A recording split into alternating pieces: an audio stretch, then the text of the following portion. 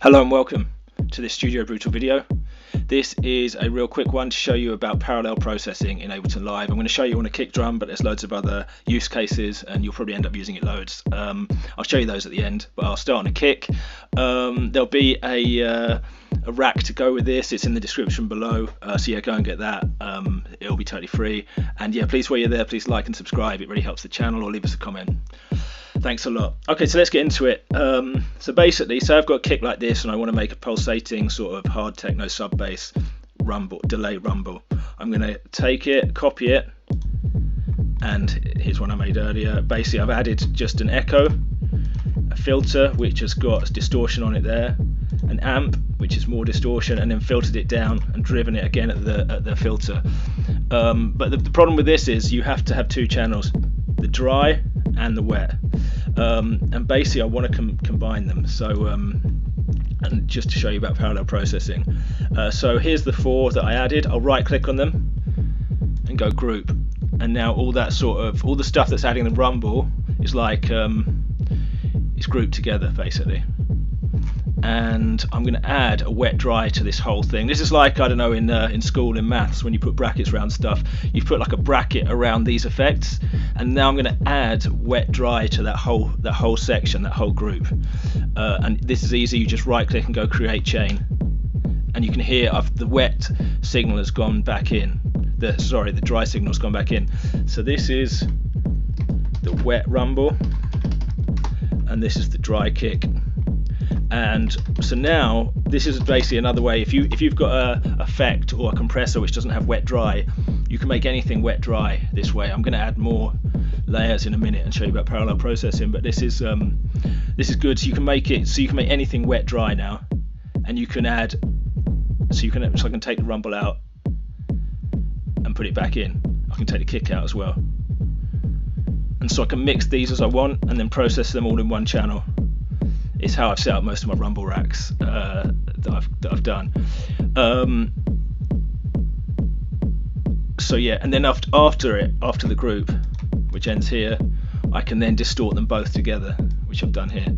So so that is basically the most basic way of parallel processing, and how you can make anything, give anything a wet dry mix, especially if it doesn't have it. Like obviously the echo has a wet dry mix on it, but some things don't. Like I think some filters don't. So you can use that to add wet dry to anything.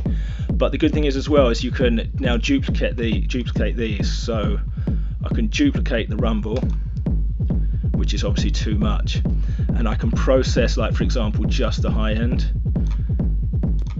like that. So I can let's get really industrial. So now I've got like the wet rumble and the wet rumble and like high wet rumble, and I can start to this is really how you get good parallel processing chains, and I can take it down, so I can just add that high end crunch in. I can do the same with the kick. So this way you're not losing any of the rumble, you're just adding another layer of the high end. So now you've got just that, just to add like crunch to the rumble. And if I add it back in, yeah, and then I can do the same with the kick. I can just duplicate it. Obviously that's too much kick, but I can then add in here. So now I've just got like the high end of a kick. I'll rename it high kick, and then I can start to process this like heavily, and I don't lose the kick. I've still got the kick here and all the punch. I'm just adding an extra layer here. I can add distortion here, so you can hear it's just adding a high end to the kick, and I've got like the amp as well. And yeah, I can do this. I can split it, and I can boost the mids as well. So I can duplicate this, and instead of just having a high kick, I can have a mid kick.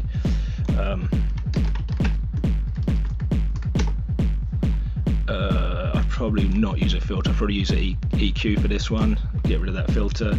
So now this is the mid kick. I'll just trim the bottom and the top off.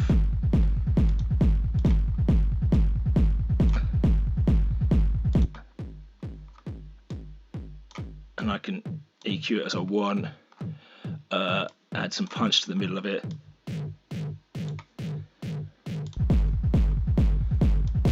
And so I can add in some mid distortion, that's probably too much, but,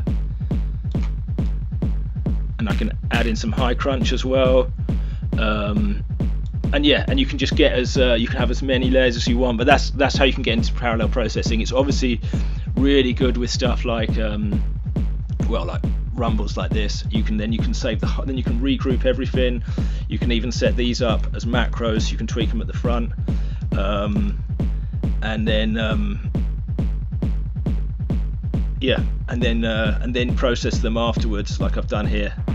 So that processes everything and squashes it together. It's a good idea to at least have a little bit of compression or some slight drum bus on the end. So yeah, so then you've just got one channel, which is essentially just one kick, but there's 5 layers of it, and you can mix them as much as you want. So you can, you can just whack up the sub. So yeah, that's it. That's how you do parallel processing. And again, this was the original kick, and we've just made it thick, as it's obviously too much, that one, but that's just I just wanted to show you how you do it. And I'll just show you another thing I've done as well. This is from a sample pack I made, and I like this filter. Basically, I like this filter, but this bandpass filter. I'll have to cut the dry signal out, but it cuts out. It's really nice. It's like a nice sort of sweeping pad sort of sound. But it cuts out too much, so what I wanted to do was just add the dry signal back in. So I just clicked here and created an empty chain, and now I can mix them as I want. I can also put them up front as a macro as well if I want. I can relabel that wet dry volume. Obviously as well, this is really good for like drum and bass lines. I'm probably going to do a drum and bass Reese bass pack, and you can just process the same bass line in like the high end, the low end, and have different LFOs and distortions on it.